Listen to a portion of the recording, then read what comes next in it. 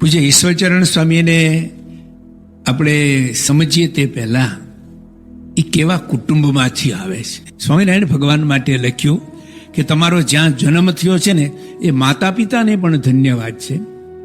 ઈશ્વરચરણ સ્વામીએ વર્ણાનામ બ્રાહ્મણો ગુરુ, બ્રહ્મકુળ બ્રાહ્મણ કુળમાં તો જન્મ લીધો, એની સાથે થોડાક એક એક લીટીમાં મોટા સંતો સદગુરુઓના બ્રહ્મ સ્વરૂપ ગુરુઓ વર્યોના અભિપ્રાય આપણે જોઈએ. પરમ પૂજ્ય ઈશ્વરચરણ સ્વામીના પિતાશ્રી એટલે કે સંસ્થાના વ્યાસ સમા પરમ ભગવદીય શ્રી હર્ષદભાઈ દવે. શાસ્ત્રીજી મહારાજને પ્રથમ દર્શન કર્યા ત્યારે શાસ્ત્રી મહારાજ બોલ્યા, આ તો અમારા છે, એની સાથે પૂર્વની ઓળખાણ છે. પહેલા દર્શને યોગીજી મહારાજ હર્ષદભાઈ માટે એવું બોલ્યા છે કે હર્ષદભાઈને તો પગ ધોઈને પાણી પીએ તો પણ ઓછું છે. કેવા ગુણિયલ હશે. યોગીજી મહારાજ આવો અભિપ્રાય આપે. પ્રમુખ સ્વામી મહારાજ કહે છે કે હર્ષદભાઈ સંસ્થાના ટ્રસ્ટીની ધણી છે. અને સંત સ્વામી એવું કે હર્ષદભાઈ દવે સંસ્થાના વ્યાસા અવતાર હતા. જેવા પર્વતભાઈ ને ગોરધનભાઈ થઈ ગયા એવા જ હર્ષદભાઈ હતા. પરમ પૂજ્ય સંત સ્વામી જ્ઞાની પુરુષ. હર્ષદભાઈ એમને બહુ જ પ્રિય. બધી એમની વાત હર્ષદભાઈની આપણે અત્યારે નથી કરવાની, પણ ખરેખર મહંત સ્વામી મહારાજ કહે છે કે હર્ષદભાઈને ઓળખવામાં ઘણા ભૂલ ખાઈ ગયા છે. તેઓ સ્પષ્ટ વક્તા હતા, આખા બોલા નહીં. વિશેષ કરીને બ્રહ્મ પરબ્રહ્મની અક્ષર બ્રહ્મની વાત કહેવાના સંદર્ભમાં કહે છે. મહંત સ્વામી મહારાજ કહે છે તેઓ એક સદગુરુ પંક્તિના જ હતા. એ સદગુરુ પંક્તિના હતા. ડોક્ટર સ્વામી કહે છે કે મંદિર અને સંસ્થાનું એક અંગ હતા. એ બેને જુદા પાડવા એ તો ન પાડી શકીએ એવા એક અંગ હતા. પરમ પૂજ્ય કોઠારી સ્વામી કહે છે કે હર્ષદભાઈ દવે એટલે સંપ્રદાયનો જીવંત ઇતિહાસ. અને ત્યાગ વલ્લભ સ્વામી ત્યાં સુધી કહે છે કે મારા ત્યાગી જીવનમાં પગભર બનવા માટે મારો પ્રેરણા સ્ત્રોત.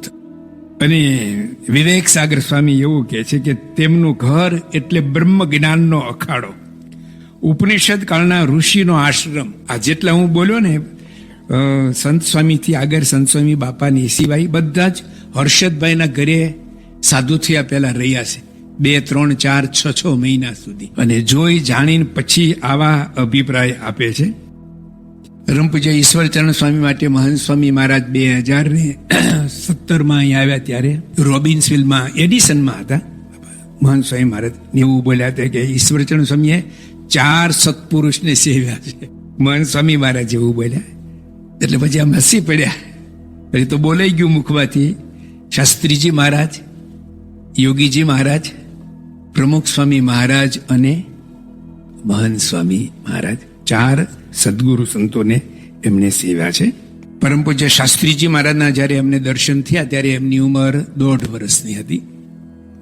શાસ્ત્રીજી મહારાજે એમના સમગ્ર શરીર ઉપર હાથ ફેરવો, વિશેષ કરીને મુખારબિંદ ઉપર હાથ ફેરવો, અતિશય વાલ કર્યું. અને જાણે હર્ષદભાઈ માટે તેઓએ કહ્યું એવું જ કંઈક હોય એવો એક આદર ભાવ પહેલા જ દર્શને ઈશ્વરચરણ સ્વામીને એટલે કે અરુણભાઈને શાસ્ત્રીમાના દર્શન થયા ત્યારે. પછી જેમ જેમ થોડા મોટા થતા ગયા શાસ્ત્રીમાં લગભગ દર વર્ષે મુંબઈ પધારતા. એ વખતે આપણું મંદિર ન હોય, સૂર્યનારાયણની વાડીમાં બીજી ત્રીજી વાડીઓમાં ઉતરતા. તો અરુણભાઈ નાના ત્યાં શાસ્ત્રીમાને દર્શન કરવા માટે જાય. સ્વામી બહુ હાલ કરે, હેત કરે. નિર્ગુણદાસ સ્વામી એમને પ્રસાદીની લાડુળી આપે. યોગી બાપા એમને સ્વામીની વાતો શીખવે. ઈશ્વરચરણ સ્વામીએ કહ્યું છે કે મારી ડાયરીમાં યોગી બાપાએ લખી આપેલું. નિર્ગુણ સ્વામીની સહી શાસ્ત્રી મારે પણ આશીર્વાદ લખી આપેલા. એટલે કે બહુ જ આ મહાપુરુષોના એ સાનિધ્યમાં રહી અને એમનો પ્રેમ સંપાદન કર્યો છે, આશીર્વાદ પ્રાપ્ત કર્યા છે. અને એમના ખૂબ લાડકોડ એમને ઝીલ્યા છે. એકવાર લગભગ 4-4.5 વર્ષ 4 વર્ષના હશે, સારંગપુરની અંદર હર્ષદભાઈ ગયા હશે અને શાસ્ત્રીજી મહારાજ ત્યાં હતા. એટલે એ વખતે તો સારંગપુરની અંદર બીજું કોઈ ન હોય. તો હર્ષદભાઈ તો શાસ્ત્રીમાની સાથે કે મોટેરા સંતોની સાથે કંઈ બેઠા હોય ને, એ તો જે દિવસથી સંસ્થામાં આવ્યા ને એ દિવસથી જેમ તમે તમારી ઓફિસે જ આવશો ને પછી ત્યાં જઈને તમારો જે સમય હોય પછી શું કરો, બીજી સેકન્ડે તો કાર્યમાં તમે જોડાઈ જાઓ. એ 8 કલાક જોબ ગણાય છે. એવું નહીં કે હું ત્યાં જઈને અડધો કલાક ઠીકઠાક થાવ, એવું નહીં. એવી રીતે જે દિવસથી સંસ્થામાં પ્રવેશ કર્યો ને એ દિવસથી જે સંસ્થાના ઓતપ્રોત અવિભાજ્ય અંગ બની ગયા, કાર્યાન્વિત થઈ ગયા છે.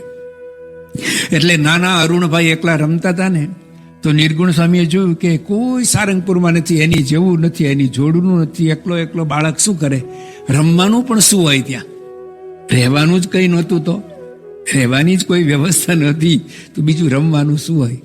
એ વખતે નિર્ગુણ સ્વામીએ શાસ્ત્રીમાને કહ્યું, અરુણ એકલો ફરે છે ને, તો એને જોડ હોવી જોઈએ. હર્ષદભાઈ જ્યારથી શાસ્ત્રીમાના દર્શન થયા અને સંસ્થામાં જોડાયા, તેમણે નક્કી કરેલું કે આ એક બાળક છે, એ બસ છે, હવે નથી. શાસ્ત્રીમાને વાત કરી આવી, શાસ્ત્રીમાને કહ્યું હા તો હોવો જ જોઈએ ને. અને પછી એમના બીજા ભાઈ અરવિંદભાઈનો જન્મ થયો. એમનું નામ કુટુંબીજનોએ તો અશોક રાખેલું. નિર્ગુણ સ્વામી કે શોક ના જોવે ભાઈ, હા આનંદ રાખો. એટલે કે પછી અરવિંદ રાખ્યું. કમળ ખીલતું જ રહે, એને જોઈને બીજાને આનંદ થાય. તો આ એમના બાળપણની થોડીક વાત કરી. આવા સમૃદ્ધ, સંસ્કારે સમૃદ્ધ એવા કુટુંબમાં એનો જન્મ થયો છે. અને પૂજ્ય વિવેક સાગર સ્વામી કહ્યું કે એનું ઘર એટલે બ્રહ્મ જ્ઞાનનો અખાડો. એ બ્રહ્મ જ્ઞાનની અંદર જે પુષ્પ ખીલે એ કેવું હોય. જેમ જેમ મોટા થતા ગયા, શાસ્ત્રીમાં સ્વધામ ગમન પછી જેમ જેમ મોટા થતા ગયા, એમ યોગીજી મહારાજની સાથે વધારે ને વધારે આત્મીયતા થતી ગઈ. તેઓ જ્યારે નાના હતા ત્યારે યોગીજી મહારાજે મુંબઈમાં બાળ મંડળની શરૂઆત કરી. એમાં પ્રથમ બાળક ઈશ્વરચંદ સ્વામી, અને પછી બાલ કાર્યકર્તાઓ બનાવવાના આવ્યા ત્યારે પ્રથમ બાળ કાર્યકર્તા પણ ઈશ્વરચરણ સ્વામી. યોગી બાપાના તો મુખનું પાન, અને યોગી બાપાની સાથે ગામડે વિચરણ કરવાનું, ફરવાનું. સાધુ થયા પહેલા જ તેઓ થોડાક સમય પહેલા આપણું એક સ્વામિનારાયણ પ્રકાશની અંદર વાંચવાની ટેવ, એક સ્વામિનારાયણ પ્રકાશ આખવાનો વિશેષાંક હતો. કોઈને વર્ષ ખબર હોય તો મને પછી જણાવશો. એમાં પૂછે ઈશ્વરચરણ સ્વામીએ પોતે લખ્યું છે કે હું સાધુ થયા પહેલા કેટલા પુસ્તકો વાંચ્યા હતા. લગભગ એક પેજ ભરાય ને એટલું આખું લિસ્ટ હતું. એમાં અંગ્રેજી પુસ્તકો પણ કેટલાક વાંચેલાના નામ લખ્યા હતા. અને બીજા એમણે લખ્યું છે કે ચૈતન્ય મહાપ્રભુનું જીવન મેં વાંચ્યું ને, એમાંથી મને ભક્તિની વિશેષ પ્રેરણા મળી. ભક્તિ, ભગવાન પ્રત્યેનું જોડાણની, ભક્તિની વિશેષ પ્રેરણા. આ એને બાલ્યવયના સંસ્કાર છે. આમાંથી ખાલી સાંભળવાનું નથી, પણ જેના ઘરે બાળકો હોય એને કેવા સંસ્કાર આપવાના, એવી નાની નાની કોઈ વાત આવે તો તમે નોંધજો, વાંચજો, વિચારજો ને આચરજો. ચૈતન્ય મહાપ્રભુના જીવનમાંથી મને ભક્તિની પ્રેરણા મળી. અને યોગીજી મહારાજનું જીવન જોયું ને ત્યારે મેં જે વાંચ્યું હતું ને એ મૂર્તિમાન મને એના દર્શન થયા. શાસ્ત્રીજી મહારાજ એવું કહેતા હતા કે વલ્લભાચાર્યની અંદર જે ભક્તિ, ભગવાને વેદ વ્યાસ અથવા તો સંતના લક્ષણો લખવાના ભૂલી ગયા તો એ યોગીજી મહારાજમાં મળે. એટલા યોગીજી મહારાજ ભગવત પરાયણ, એની દરેક ક્રિયા ભક્તિમય. એ યોગીજી મહારાજની સાથે એમને બાલ્યકાળથી રહેવા મળ્યું. એટલે એનું ચણતર ઘડતર યોગીજી મહારાજના સાનિધ્યમાં થયું છે. હવે તો ગામડાની અંદર કોઈ વ્યવસ્થા નહીં, અને વાહનની પણ કોઈ વ્યવસ્થા નહીં, રહેવાની, સુવાની, બીજી કોઈ વ્યવસ્થા નહીં. એ યોગીજી મહારાજના સાથે વિચરણમાં, ભીડા ભક્તિમાં તેઓ ફર્યા છે. જેમ જેમ તેઓ મોટા થતા ગયા, યોગીજી મહારાજે તો ઘણા વર્ષો પહેલા એવો સંકલ્પ કરેલો કે ગઢડામાં જ્યારે કળશ મહોત્સવ થાય ત્યારે 51 યુવાનોને દીક્ષા આપવી છે. અને ડૉક્ટર સ્વામી મોહન સ્વામી મહારાજ કહે છે ને કે લગભગ 53-54ની સાલમાં તો યોગી બાપાએ જાહેરાત કરી દીધી હતી. તો એ વખતે હર્ષદભાઈ દવેને વાત કરેલી કે તમે વાતો કરજો. હર્ષદભાઈ તો પોતે જ તૈયાર થઈ ગયા, સ્વામી હું સાધુ થવા તૈયાર છું. તો યોગી બાપાએ કહેલું કે તમારી તે સેવા ચાલુ જ છે. એમણે કહ્યું કે સ્વામી મને અથવા અરુણને બેમાંથી એકને બનાવો. તેમની પોતાની વિશેષ તો તૈયારી હતી. યોગી બાપા કે તમારી સેવા ચાલુ છે એટલે આપણે અરુણને બનાવીએ. અને ચેરિટી બિગેન્સ એટ હોમ. પહેલે જ દિવસથી એ અતિ રાજી થકા. આપણે હર્ષદભાઈ દવેના સંસ્કાર સમૃદ્ધિની વાત કરી. એની વ્યવહારિક સ્થિતિની હું વાત નથી કરતો, પણ અતિ સામાન્ય વ્યવહાર હતો. પણ એને વ્યવહારની સામે જોયું નહીં. નરસિંહ મહેતા જેમ કહેતા હતા ને, હે ગરથ મારું ગોપીચંદન રે, અને તુલસી હે મનોહાર. હર્ષદ કાકાને અમે ફાટલું ધોતિયું પહેરતા જોયેલા છે. એવી સ્થિતિ હતી, પણ એની સામે એને દ્રષ્ટિ જ નહોતી. એને શાસ્ત્રીમાં, યોગીમાં નિર્ગુણ સ્વામી કે પ્રમુખ સ્વામી મહારાજ પાસે ક્યારેય માગ્યું જ નથી.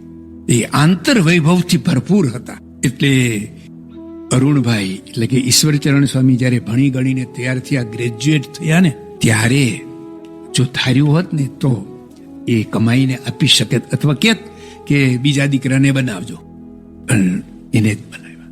એ જ એવા ગુણિયલ હતા. એના મનમાં હતું કે સાધુ થવા માટે આપવાનો હોય તો આવો જ અપાય. વાલી વસ્તુ એને આપે, અનંત ગણી થઈ આવે.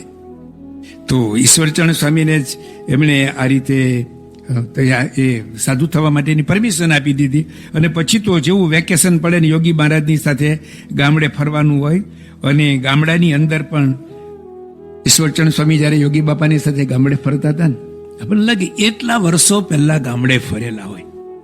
આજે તમે જયારે ઈશ્વર સ્વામી નામે કેટલાક ગુણો આમાં મારી દૃષ્ટિએ મને જે જોયા છે મેં એમને, અને એમની સાથે આટલા વર્ષો રહેવાનો લાભ મળ્યો, તો એમાં જોયું ને કે સ્મૃતિનો ઇતિહાસનો ભંડાર છે. પૂજ્ય વિવેક સાગર સ્વામીની વાત કરશું ત્યારે આપણને એવું લાગે કે ઇન્સાઇક્લોપીડિયા છે. પણ ઈશ્વરચરણ સ્વામી પણ યોગી બાપાની સાથે એ વખતે આજથી 60 વર્ષ પહેલા જે ગામડામાં ફર્યા ને, એ દેવચડીની અંદર ગયા ને તો નાનજી આતાનું આબેહૂબ વર્ણન કરે. દેવચડી ગામ કેવું, ત્યાં મંદિર કેવું, એનો ઉતારો કેવો, અને યોગી બાપા ગાડામાં બેસીને જાતા ને ક્યાં કોનું ગાડું સામે આવતું. અને પછી તમારે ઘોઘાવદરની વાત કરે તો મોહન બાપાની વાત કરે તો એવું લાગે કે આપણને ઘોઘાવદરની દેરીય ગુણાતીતાનંદ સ્વામી 5 વચનામૃતની વાત કરીને ત્યાં લઈ જઈને બેહારી દે. એટલું અદભુત નિષ્કુળાનંદ સ્વામી જેમ લખે ને નાની નાની બાબત, એવી રીતે ઈશ્વરચરણ સ્વામીએ બાપાની સાથે, યોગી બાપાની સાથે ગામડે ફરતા અડવાળ દરબારોની વાત કરે ને તો કહળસંગ બાપુ, ટેમ્પા બાપુ ને જાંભા બાપુ ને એ લોકો બાપુ, એના પહેરવેશ, એની પાઘડી કેવી, અને એ લોકોનો રૂઆબ કેવો, કથા વાર્તા કેવી રીતે કરવાની હોય, ક્યાં નાવા જવું ને પાણીની ભંભલી ભરીને આવવાનું, આ બેહૂબ વર્ણન કરે ને આપણને લાગે કે આપણે અત્યારે એની સાથે જ ફરીએ છીએ. અને બધું ઈદમ યાદ. એટલે કે સ્મૃતિનો ભંડાર છે, અને ખજાનાનો ઇતિહાસનો પણ ભંડાર છે. જે પ્રાંતની અંદર જ્યારે પણ એ વખતના ફર્યા ને, એ બધું હજી એની સ્મૃતિ પટમાં છે. એવી રીતે ઈશ્વરચરણ સ્વામીએ પણ યોગી બાપાની નાનામાં નાની એવી ક્રિયા એને નોંધી છે. અને પછી 60ના પ્રવાસમાં યોગી બાપા સાથે યુવકમાં ગયા, એમને રસોયા તરીકે પસંદ કર્યા. આમ તો યોગી બાપાનું એમના પ્રત્યે અસાધારણ હેત, એ હેતને કારણે જ એમને લીધા. એટલે કહ્યું કે તમે આફ્રિકા સાથે આવો ને, ત્યાં તમારે રસોઈ કરવાની. એમની કે એવી રસોઈ નહોતી આવડતી, સામાન્ય થોડી આવડતી, યોગી બાપાની સાથે ફરવાને કારણે જ. અને યોગી બાપા પણ બહુ જ પ્રેમથી આમ કોઈ કુંભકાર સારું કંઈક એને આઈટમ બનાવવાની ને, અને કેમ એમાં વિશેષ ઓપ આપે, એની કળા એમાં ઠાલવે ને, એમ યોગી બાપાએ પણ પોતાની બધી કળા જાણે એમાં ઠાલવી હોય ને, એવી રીતે સાથે રાખીને પ્રવાસમાં બીજે ત્રીજે સાથે રાખીને બધું એમાં આપ્યું હોય. એટલે રસોઈ પણ યોગી બાપાએ એમને શીખવાડેલી. પણ યોગી બાપાની જ્યારે વાત કરે ને, તો યોગી બાપા ઉભડક કેવી રીતે બેસે, સાણસી કેવી રીતે પકડે, તપેલી કેવી રીતે મૂકે, અને દાંતણ કરતા ચપ ચપ અવાજ આવે ને, આપણને એવું લાગે કે આપણે ફિલ્મ જોઈએ છીએ. ફિલ્મની અંદર તમે મૂવી જોતા ની વર્ણન કરે તો તમને બે એક દેખાય ને, એટલું બધું સત્પુરુષને સેવી અને તદ્વત ભાવને પામી ગયા છે. ખરેખર મહંત સ્વામી મહારાજ કહે છે ને કે આ સદગુરુ સંતો છે ને, એ બ્રહ્મરૂપ થઈ ગયા બધા. એ કહેતા નથી, બોલતા નથી, વાત સાચી છે, એટલા વર્ષથી એ અનુભવે છે ને, એટલે કહે છે. તો જે કંઈ વાત કરે, 60 વર્ષ પહેલા ગામડામાં ગયા હોય, એ પછી ગટ્ટુમાં ગયા કે ટરોરો ગયો, ટબોરો ગયા હોય ને, તો સિન્યાંગા ગયા ને, ગમે તે આફ્રિકાના ગામડાની વાત કરે ને, તો આખો નકશો બોલી જાય કે અહીંયા થયા, પછી અહીંયા ગયા, પછી અહીંયા ગયા, ને પછી અમે અહીંયા ગયા, અહીંયા યોગી બાપાએ આવું થયું, તો અહીંયા થૂલું જમ્યા હતા, અહીંયા ઠંડા પાણીએ નાવાનું આવ્યું હતું, ને અહીંયા યોગી બાપાએ અમારા કપડા બાથરૂમમાં ધોઈ નાખ્યા હતા. અને વિનુ ભગતને હું અહીંયા દારેસ્લામની અંદર ખૂણામાં બેસીને અખંડાનંદ વાંચતા હતા, ને યોગી બાપા આવ્યા, કા શું વાંચો છો? કે બધું ફીકા કહેવાય, આ વાંચો. જે કઈ વાત, એના એક પ્રસંગ એને આબેહૂબ એ ઘોળીને પી ગયા છે. આવી એમની સ્મૃતિ પણ છે, અને પ્રગટ સત્પુરુષની અંદર આવું એમનું જોડાણ છે. તો યોગી બાપાની સાથે એ રીતે ગામડાઓની અંદર ફર્યા, અને ગામડાની અંદર ફર્યા પછી યોગી બાપા વિદેશ યાત્રાથી પાછા આવ્યા. વિદેશ યાત્રાની અંદર જ્યારે હતા ને, ત્યારે એકવાર મહંત સ્વામી, એટલે એ પણ હજી વિનુ ભગત કાચી દીક્ષા જ હતી, યોગી બાપાએ કહ્યું તમારે બેની જોડ. મહંત સ્વામી મહારાજ ગુરુ ગાદી ઉપર આવ્યા પછી એકવાર બોલ્યા હતા કે યોગી બાપાએ અમારી બેની જોડ બાંધી આપેલી છે, એટલે કે ઈશ્વર સ્વામી જે કહે ને એ મારે માન્ય જ કહેવાય. અને ઈશ્વર સ્વામી જે કરે ને એમાં મને પૂછવાનું હોય જ નહીં. ત્યાં સુધી મહંત સ્વામી મહારાજે ઈશ્વર સ્વામી માટે આવું કહેલું છે. તો આફ્રિકાથી આવ્યા પછી મુંબઈમાં કપોળવાડીમાં બધાને જુલાઈ મહિનામાં દીક્ષા આપવાની હતી. પહેલાં તો 9 યોગેશ્વરો એટલે 9 જણાને દીક્ષા આપી. એમાં ડૉક્ટર સ્વામી ના આવે 9માં. તો એ 9ને દીક્ષા આપી. એમાં અરુણભાઈ પોતે એમાં દીક્ષિત થયા. અને ત્યાર પછી યોગી બાપાએ બધાને ત્યાં મુંબઈની અંદર થોડોક સમય સુધી રાખ્યા. અને પછી ગઢડાની અંદર કળશ મહોત્સવની અંદર આ બધાને ભાગવતી દીક્ષા મળી. અને પછી બધાને મુંબઈ મોકલ્યા. મુંબઈ અક્ષર ભવન તો હતું નહીં. કાંદિવલીની અંદર માણેકલાલ નાણાવટીના બંગલાની અંદર બધાને રહેવાનું હતું. યોગી બાપાની તાલીમ છે. સંત તાલીમ કેન્દ્ર કાંદિવલીમાં નાણાવટીના બંગલે યોગી બાપાએ શરૂ કર્યું. અમારા જુનાગઢની રીત, અમારા જુનાગઢની અંદર અમે આવી રીતે રહેતા. યોગી બાપા જુનાગઢની અંદર બહુ ઓછો સમય રહેલા છે. 8-9 મહિના પાર્ષદ અવસ્થા અને 1.5 વર્ષ સાધુ અવસ્થામાં, એટલે કંઈ બહુ રહ્યા નથી. પણ તે છતાં યોગી બાપા એ તો અનાદિના પુરુષ, ગુણાતીત, અનાદિ ગુણાતીત પુરુષ છે. એટલે એ વાતો બધી કે પણ અમારી જુનાગઢની રીત, એ બધી રીત અહીંયા એમણે શરૂ કરી. તો સંતોએ આપણે જાતે રસોઈ બનાવવાની. સંતોની વર્ણ આશ્રમના વિલા પ્રમાણે બ્રાહ્મણ હોય અને રસોઈ બનાવે. તો બ્રાહ્મણ 2 જ જણા હતા, 2 દવે ભાઈઓ. તો ઈશ્વરચંદ સ્વામીને રસોઈ બનાવવાની આવે. ત્યાગ વલ્લભ સ્વામી કહે ને હું જોડાયો એનું કારણ એક આ કે આ બધા 2 સંતો એટલી બધી મહેનત કરતા અને મેં 50 જણા. અને બપોરે અમે જમવા બેસીએ ને યુવાન અવસ્થા ને 6 રોટલીઓ મોટી ઓલી તાવડી, ઓલા અમારી પાટલી જેવડી રોટલી 2 પડની 6 રોટલી ટમકારી દઈએ. કેટલી રોટલી વળવી પડે. અને રસોઈમાં સૌથી અઘરું હોય ને તો રોટલી જ છે. દાળ શાક તો એક સાથે 10 માણસ કે 20 માણસના થઈ જાય. પણ તો ત્યાગ વલ્લભ સ્વામી કે ઈશ્વર સ્વામીને મેં એવી રીતે સખત મહેનત કરતા જો સવાર બપોર સાંજ 50-50 માણસની એક નાના ફ્લેટના રસોડામાં રસોઈ કરવાની હોય તો કેવી મુશ્કેલી હોય. પણ ઈશ્વરચંદ સ્વામીએ ક્યારેય એમના મુખે મેં આવો ભીડો બેઠેલો છે, હું પહેલા આમ કરતો, મેં આવું કરેલું છે. બાપા પ્રમુખ સ્વામી મહારાજના ઓલામાં કે આપણા એમની સાથે સેવન કરેલા સદગુરુ સંતોના કોઈના પ્રવચનમાં ક્યારેય આપણે હું કે મેં સાંભળ્યું જ નથી. મારે તમારે આપણે બધા શીખવા જેવું. મેં કર્યું કે હું આમ કરતો કે એવું કોઈ દિવસ ક્યારેય જોવા મળે નહીં. તો એમણે ખૂબ આવી રીતે સેવા કરેલી છે. યોગી બાપાની સાથે ફરતા ને ત્યારે એમણે મુખપાઠનો પણ જબરજસ્ત અંગ. યોગી બાપા તો વ્યર્થ કાલો ન નેતવ્યો ભક્તિમ ભગવતો વિના. ભગવાનની ભક્તિ વગર એક ક્ષણ પણ વ્યર્થ ન જવા દેવી યોગી બાનું જીવન સૂત્ર અને જીવન શૈલી. ઈશ્વરચંદ સ્વામીના જીવનમાં પણ આપણને એમની સાથે ફરો તો આપણને આ બધું આબેહૂબ દેખાય. અત્યારે જો આપણે એવું કહેવું હોય તો અતિશયોક્તિ ન કહેવાય. 1 soul 7 bodies, એક જ આત્મા 7 હોય ને, એક રુચિ, એક વિચાર, એક અભિપ્રાય, એક આચાર, બધાનું એક સરખું આચરણ, એક વિચાર, ઉચ્ચાર, બધો એક જ, એમાં કોઈ ભેદભાવ જ નહીં. 60 વર્ષથી સાથે રહે છે ને, કોઈ ઓળખી ન શકે, કોઈનામાં કોઈ પ્રકારનું કંઈ જ બોલવું ન મળે. તો એવા એટલે ઈશ્વર સ્વામી આવું જ્યારે કંઈક વિચાર લાવે ને તો બધાનું હા જ હોય તરત, લાખા તો બહુ સરસ કરો. અને એમાંથી જેને જેટલી સૂઝ આવડત હોય એટલી બધાને મદદ કરે. પણ પહેલો એ શાસ્ત્રીમાંનો શતાબ્દી ઉત્સવ ઉજવાયો ત્યારે એમણે એવી રીતે એ કરેલું. એક બહુ સરસ વાત આપણને ગમે એવી કે અત્યારે આપણી સંસ્થાનો સિમ્બોલ છે. આપણે કોઈ પણ પ્રકાશન બારે પાડીએ, નાની એવી પણ BAPS સંસ્થાની કોઈ પ્રોડક્ટ હોય ને તો આપણને કેવી રીતે ખબર પડે કે આ BAPS નું છે? એ અક્ષરદેરીનો સિમ્બોલ કરનાર ઈશ્વરચરણ સ્વામી. યોગી બાપાને નાનો એ સિમ્બોલ શાસ્ત્રીમાંની શતાબ્દી પ્રસંગે આવું બતાવીને કહ્યું કે આ શું છે? યોગી બાપા તો અક્ષરદેરી આવે ને એટલે તો આમ એનો તો હૈયાનો હાર કહેવાય, ખુશ થઈ જાય. પછી ઈશ્વર સ્વામી કહ્યું બાપા આ છે ને, આ અક્ષરદેરી આપણી સંસ્થાનો આપણે સિમ્બોલ આપણે કરવો છે. પછી એમણે સમજાવ્યું કે મોટી મોટી કોઈ કંપનીઓ હોય ને તો એ લોકોનો કઈ આ સિમ્બોલ હોય, એના આધારે એ કંપની ઓળખાય.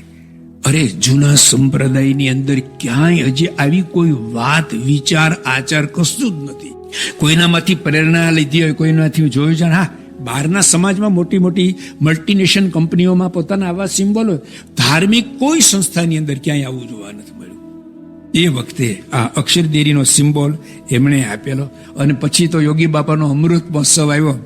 અમૃત મહોત્સવની અંદર તો પછી જેણે એમને ચણતર ગણતર કર્યું છે અને એને આખો બધા આવા ગુણો આપ્યા છે, એમાં અદ્ભુત પ્રદર્શન કરેલું ને બધું ઘણું બધું એમાં એ ઉત્સવની અંદર પણ ઈશ્વર સ્વામી કર્યું છે, કર્યું છે. પણ બાપામાં પ્રમુખ સ્વામી મહારાજના પહેલા જ દિવસથી જોડાઈ ગયા. અને પ્રમુખ સ્વામી મહારાજે પણ યોગીજી મહારાજે એમની હયાતી દરમિયાનમાં બધાને મુંબઈ રાખ્યા હતા. પ્રમુખ સ્વામી મહારાજે જોયું તો આ બધા જ તૈયાર થઈ ગયેલા. યોગી બાપાએ જ આને બધાને તૈયાર કરી દીધા છે.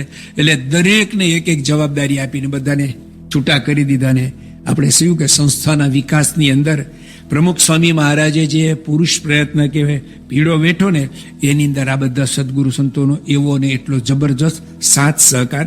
એટલે ઈશ્વરચંદ સ્વામીને પછી બાપાએ મુંબઈમાંથી એમને મુંબઈની અંદર યુવા પ્રવૃત્તિ કરવામાં મકાન નાનું, જગ્યા ઓછી પડતી હતી, એટલે પછી ગુજરાતમાં આવવાનું કહ્યું. શરૂઆતના 6 મહિના આટલાદરા રહ્યા અને પછી ત્યાંથી ઈશ્વર સ્વામી અમદાવાદની અંદર કાર્યાલય આવ્યું. અને કાર્યાલય જેવું અમદાવાદમાં આવ્યું. થોડાક સમય પછી પોતાનું પ્રિન્ટિંગ પ્રેસ, એક પ્રેસ ચલાવવું એટલે કોઈ માણસ એકલો પ્રેસ ચલાવતો હોય ને તો એ તમે જોજો શરૂઆતમાં વર્ષમાં જ્યારથી આ આપણું પ્રિન્ટિંગ પ્રેસ આવ્યું ને ત્યારે આપણે બધી બહુ બીજી પ્રવૃત્તિની વાત નથી કરતા, ઈશ્વર સ્વામીના ગુણોની વાત કરીએ છીએ. પણ એ પ્રિન્ટિંગ પ્રેસ શરૂ કર્યા પછી સતત 3 વર્ષ સુધી સમગ્ર ગુજરાતની અંદર પ્રથમ નંબરનો એવોર્ડ આપણને મળેલો છે. એવી રીતે પ્રિન્ટિંગ પ્રેસ ચલાવ્યું છે. ભગવાન સ્વામિનારાયણ 20 શતાબ્દી ઉત્સવ આવ્યો ને ત્યારે દર અઠવાડિયે એક પુસ્તિકા બારે પડતી. એક પુસ્તિકા બારે પાડવી એટલે દર અઠવાડિયે એક પુસ્તિકા. ગુજરાતના સાક્ષર ઈશ્વરભાઈ પેટલીકર એવું કહે કે મારો સ્વભાવ અતિ કડક, મારો સ્વભાવ અતિ કડક, પણ હું જ્યારે ઈશ્વરચંદ સ્વામીના મુખ સામે જોઉં તે હું શાંત થઈ જાઉં છું. મધ્યનું 27 ગુણાતીતાનંદ સ્વામી મુક્તાનંદ સ્વામી માટે કહે કે સ્વામી કોઈ માર કરતો આવતો હોય ને અને મુક્તાનંદ સ્વામીની સામે જુએ ને તો ઈશ્વરભાઈ પેટલીકર પોતે એવું કહે છે કે મારો સ્વભાવ કડક, પણ હું ઈશ્વરચંદ સ્વામીના મુખ સામે જોઉં તો મારો ક્રોધ ઉતરી જાય. એને કોઈ દિવસ ક્રોધ આવ્યો હશે? એ કોઈ દિવસ ક્રોધ કરે? આવા ઈશ્વરચરણ સ્વામી તો એને પ્રેસની અંદર પણ અનેક પ્રકારની આઈટમોને સાહિત્યની અંદર, કારણ કે મહારાજે મધ્યના 58માં લખ્યું કે સંપ્રદાયની પુષ્ટિ સંપ્રદાયના ગ્રંથ થકી થાય. તો સંપ્રદાયને આગળ લાવવાની અંદર જેવી રીતે મંદિરો છે ને બહારથી આપણને દેખાય કે આ મોટું એનું મંદિર છે, એવી રીતે મંદિરની અંદર આવ્યા પછી મંદિર શું છે, મંદિરનો શું લાભ છે, એ મંદિર ન બોલે, પુસ્તક બોલે. એ પુસ્તકો લખાવાનું અને જે લખતા હોય એને પ્રોત્સાહન આપવાનું કામ ઈશ્વરચંદ સ્વામીએ કર્યું. 5000થી વધારે આઈટમ અક્ષરપીઠની અંદર બને. ઈશ્વરચંદ સ્વામી કોઈ ડિપાર્ટમેન્ટમાં માથું ના મારે, પણ જે ડિપાર્ટમેન્ટની અંદર જે કામ કરતા ને એને બધાની થાય. હું સ્વામી ઈશ્વર સ્વામીને એકવાર બતાવું. એટલા બધા જ ડિપાર્ટમેન્ટ વાળા એને આવે તો સમય ક્યાંથી કાઢવો કહો? એમાં ભજન ક્યાંથી બોલવા, એમાં આનિકમાં ક્યાંથી રહેવું? ચેષ્ટા ક્યારે રેકોર્ડિંગમાં મૂકીને ન બોલે. પ્રથમ શ્રી હરિને રે ચરણે શીશ નમાવું આપણે બોલીએ છીએ ને, આપણા બધી ટેપ રેકોર્ડ બોલે છે. આટલી પ્રવૃત્તિમાં પણ એ કામ કરી શકે છે. બાપાનો જે સિદ્ધાંત છે ને એ ભગવાન કરતા એ જ કરે છે, ગુરુ જ કરે છે, બોલે નહીં, એવું અંતરથી માને છે એટલે આવું બધું કરી શકે છે. તો પ્રિન્ટિંગ પ્રેસની અંદર પણ આવું કર્યું. તમે પ્રમુખ સ્વામી મહારાજના જીવન ચરિત્રમાંથી અથવા આપણી સંસ્થાની વેબસાઇટ ઉપરથી ભગવાન સ્વામિનારાયણ 20 શતાબ્દીની વિડીયો ક્લિપ જોજો. 32 ડિપાર્ટમેન્ટ એ વખતે પાડેલા છે. હજી તો સંસ્થામાં સાધુ જ નથી. આ શતાબ્દીએ 200 જવાના સાધુ બનવાના છે.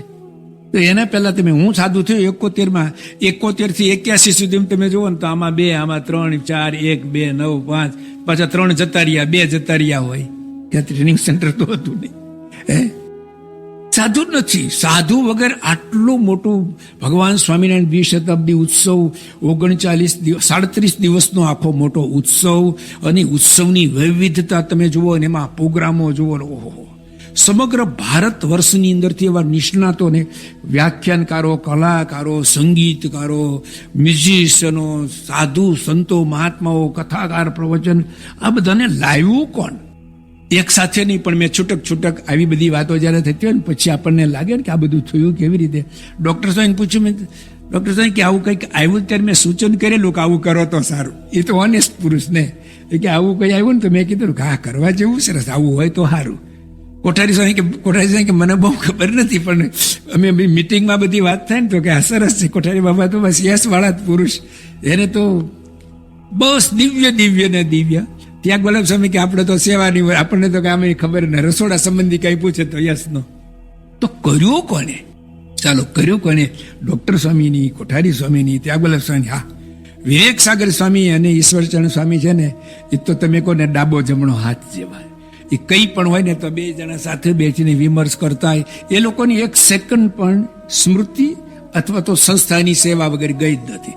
તમે જ્યારે જુઓ ને તો બે બાજુમાં બેઠા, આપણને હવે ગમે કે આ બે બાજુ બેઠા એ તો સારું, કારણ કે સંસ્થાને 10 વર્ષ આગળ લઈ જશે. તો એ 81 નો ઉત્સવની બધી આપણે ઓલું જોઈએ ને તો કે હા, આવું ને આટલું કાર્ય કરી શક્યા. આપણે કહીએ કે બંગાળી કારીગરો લાવીને ગેટ વગેરે બનાવ્યા, એક્ઝિબિશન બનાવ્યું, પણ બંગાળી કારીગરોમાં આવી સૂઝ હોય, એ આવું કરી શકે, એ કોને કીધું તમને? બંગાળી કારીગરોમાં આવી સૂઝ હોય, બંગાળી કારીગરોને અહીંયા બોલાવાય અને આવી રીતે કરાવાય, એ તમને કીધું કોને? તમે ક્યાંથી પ્રેરણા મેળવી? તમે ક્યારે બંગાળમાં ગયા છો? આ ઈશ્વરચરણ સ્વામીની દેણ છે. એટલે ઈશ્વરચરણ સ્વામીએ સંસ્થાના આપણી જે પ્રવૃત્તિ છે, આપણા ઉત્સવ મહોત્સવ છે ને, એને મોરછાપ મારી, અથવા તો કહે ને કે સોના ઉપર સુગંધ ભેળવી હોય ને, એવું કાર્ય એમણે કરેલું છે. તો આપણા મંદિરોની અંદર જે કંઈ આપણે આવું વૈવિધ્યસભર બધું દર્શન કરી રહ્યા છે, એમાં પૂજ્ય ઈશ્વરચરણ સ્વામીનો બહુ મોટો ફાળો છે. થોડાક ગુણો 5 મિનિટ વધારે લઈને બોલું, એના તો લગભગ બીજું બધાનું અડધે સુધી જ પહોંચાય છે. અને આપણા માટે એ જ સારું કે આપણને થોડી ભૂખ રહે કે શું ગુણિયલ સંતો BIPS સંસ્થાના સરોવર કેવા સદગુણોથી ભરેલા છે. યોગીજી મહારાજની શતાબ્દી ચાલતી હતી ને, ત્યારે પારાયણના ભાગરૂપે યોગી ચરિતમ એ પુસ્તકની પારાયણ ચાલતી હતી. યોગી ચરિતમ કોનું લખેલું છે? ઈશ્વરચરણ સ્વામીનું લખેલું. પારાયણ બીજા કોઈ સંત કરતા હતા. તો ઈશ્વરચરણ સ્વામી આટલી મોટી અક્ષરધામનું ઓપનિંગ છે, યોગી શતાબ્દી ઉત્સવ ચાલે છે, આખી સંસ્થાની પ્રવૃત્તિના એ કન્વીનિયર છે, અને આગળ પણ જે કંઈ નાનું મોટું કરવાનું હોય એ બધાની જવાબદારી. એક ઉત્સવ ઉજવો ને તો કેટલા બધા પ્રશ્નો આવે, દરરોજ સાંજે મોટી મિટિંગ થતી હોય, પ્રશ્નોની પરંપરા ચાલતી હોય, નવું સુધારો કરવો, આમ થયું, ધાર્યા કરતાં વધારે માણસો આવી ગયા, શું કરો તમે? તો વ્યવસ્થા માટે મિટિંગો કરવાની. એમાં પણ યોગી ચરિતમની પારાયણ જ્યારે થતી ને, ત્યારે પોતે આવીને બેસી જતા, હાથમાં માળા લઈ અને બેસી જાય. એમણે જ લખેલું છે, એમણે જ યોગી બાપાને જોયેલા છે. આ એમની મુમુક્ષુતા છે. એમની સાથેના સેવકો કહે છે કે એમના 2 પ્રિય ગ્રંથો પુરુષોત્તમ બોલ્યા પ્રીતે અને યોગી વાણી, એ 2 ગ્રંથની અંદર તો સૂત્રાત્મક સારામાં સારું જ લીધું છે. આપણે સંત સ્વામીની વાત કરી ત્યારે કહ્યું હતું કે ઘઉંમાંથી કાંકરા વીણવાના. વીણી શકીએ, આપણે બધા વીણી શકીએ ને. ઘઉંમાંથી કાંકરા તો 7 વર્ષનું સમજણું બાળક હોય ને એને બતાવે, જો આને કાંકરો કહેવાય, એ કાઢ નાખવાનો તો વીણે. પછી ઘઉંમાંથી ઘઉં વીણવાના કહેતો, એ બધાને ના આવડે. એ ઘઉંના પણ ઘણા બધા પ્રકાર છે, ટુકડા ઘઉં ને, ભાલિયા ઘઉં ને, A1 ક્વોલિટી ને, બધા ઘણા બધા ઘઉંના નામ છે. તો ઘઉંમાંથી ઘઉં વીણવા હોય તો ક્યાંથી વીણાય, કોને આવડે? એમ આ પુરુષોત્તમ બોલ્યા પ્રીતે અને યોગી વાણી તો એ ઘઉંમાંથી ઘઉં વીણેલા છે. એટલે કે આખા મોટા પુસ્તકમાં એ સાર છે, એનોય આ સાર છે. એની અંદરથી ઈશ્વરચરણ સ્વામીએ પોતાની એક ડાયરી બનાવી, પુરુષોત્તમ બોલ્યા પ્રીતેમાંથી અમુક અને યોગી વાણીમાંથી અમુક સૂત્રો લખીને પછી દરરોજ વાંચે. ટ્રાવેલિંગમાં જતા હોય ને તો ગમે તેવો પણ એ પુસ્તક ડાયરી તો સાથે જ રાખવાની. એ ડાયરી ખોવાઈ ગઈ. હવે આટલી પ્રવૃત્તિમાં ગળાડૂબ છે ને ત્યારે એ ડાયરી ખોવાઈ ગઈ, તો હવે શું થાય? આમ જુઓ તો ભગવાનની ઈચ્છા માનીને કોઈના ઉપર, સેવકોની ઉપર નારાજગી ન બતાવી, ધ્યાન નથી રાખતા, કોઈને વઢ્યા ટોક્યા, કશું જ નહીં. પણ એમને પુરુષોત્તમ બોલ્યા પ્રીતિની યોગી વાણી પુસ્તકો લઈ અને ફરીથી ડાયરીમાંથી એને પાછા લખ્યા. આ ઉંમરે એ લખ્યા અને જે એ સાથે રાખે છે. આ એમની અત્યંત મુમુક્ષુતા છે. ટૂંકમાં કહું તો તમામ સદગુરુ સંતો એકબીજા પ્રત્યેના એટલા ઓતપ્રોત છે કે આપણે આગળ બોલ્યા ને કે 1 soul 7 body, 7ની અંદર એક જ આત્મા કામ કરતો હોય, એક વિચાર, એક ઉચ્ચાર, એક આચાર. એટલે જ મહાન સ્વામી મહારાજ એડિસનમાં બોલ્યા હતા, ત્યાં રોબિન્સવિલમાં બોલ્યા હતા, અમારો સદગુરુ સંતોનો એવો સંપ છે કે દુનિયાની કોઈ તાકાત નહીં એને તોડી શકે. આ બધા સદગુરુ સંતોની અંદર પંચવર્તમાન, નિયમ, ધર્મ, આજ્ઞા, ઉપાસના અને એ બધા જે આંતરિક સાધુતાના ગુણો તો બધામાં એક સરખા છે, જેની વાત અત્યારે આપણે નથી કરતા. પણ આપણને છેલ્લે એક દિવસ સમય મળવાનો છે, ત્યારે મહંત સ્વામી મહારાજે બધા સદગુરુ માટે શું લખ્યું છે એ વાંચી અને આપણે એના પર વિચાર કરીશું. તો ખરેખર આ બધા સદગુરુ સંતો એક કરતા એક ચડિયાતા એવા ગુણિયલ છે, અને એકબીજા સંતોનો એવો મહિમા પણ સમજે છે. મહંત સ્વામી મહારાજ ઈશ્વરચંદ્ર સ્વામી માટે ઘણું બધું કહે છે. મારો જીવન પ્રાણ આવી ગયો, અને ઈશ્વર સ્વામીને જોઈને અત્યંત રાજી થાય, કોઠારી બાપાને જોઈને રાજી થાય, ડૉક્ટર સ્વામીને જોઈને અતિ રાજી થાય, ત્યાગવલ્લભ સ્વામીને જોઈને અતિ રાજી, ઘનશ્યામ બાપા, વિવેક સાગર સ્વામીને જોઈને તો આમ જેને ભેટી પડે. બધાને ટૂંકમાં એવું છે. એટલે એમાંથી આપણે કોઈને 18-20 કહી શકીએ એવું નથી. એક પ્રસંગ કહીને પૂરું કરું. મહિમા દ્રષ્ટિ. મહંત સ્વામી મહારાજ અત્યારે ગુરુપદે છે. 2017 દારેસલામમાં હતા, 17 કે 18 દારેસલામમાં હતા. શિબિર પછી બધાને પ્રસાદ વેચાતો હતો, તો ઈશ્વરચંદ્ર સ્વામી બધાને પ્રસાદ આપતા હતા. અને મહંત સ્વામી મહારાજ આમથી નીકળ્યા તો ઉભા રહી ગયા ત્યાં દર્શન કરતા હતા. અને ઈશ્વર સ્વામી તો બધાને આપતા હતા, શિબિરાર્થીઓને, અને એમાં સંતો પણ હતા. પેલા સંતોને આપતા હતા અને પછી શિબિરાર્થીઓને આપવાનું હતું. તો ઈશ્વરચંદ્ર મહંત સ્વામી મહારાજે એક સંતને કહ્યું કે જાઓ તમે પ્રસાદ લઈ આવો. તો એ તો કે હું લઈ આવ્યો છું. તો કે બીજા પડિયામાં લઈ આવો, બીજા પડિયામાં લઈ આવો. એટલે પેલા સંતો ગયા, ફરી લાઈનમાં ઉભા રહ્યા, અને બીજા પડિયામાં ઈશ્વર સ્વામીને એમ ક્યાંક આવ્યા હશે, એને નોર્મલી આપી દીધો. અને પછી મહંત સ્વામી મહારાજે ધર્યો ને, તો મહંત સ્વામી મહારાજે એમાંથી પ્રસાદ લીધો કે હાશ મને પ્રસાદ મળી ગયો, કે હું લેવા જાઉં તો મને ના આપે, હાથ ધરે તો આપે, મને ના આપે જ. એટલે કે એક આપણા ગુરુને પણ આ સદગુરુ સંતોનો કેવો ને કેટલો મહિમા છે. આપણે આ સદગુરુ સંતોને ઓળખવામાં, જોવામાં, જાણવામાં ભૂલ ન કરીએ. એક ભગવાનને પ્રાર્થના. શ્રી સ્વામિનારાયણ ભગવાન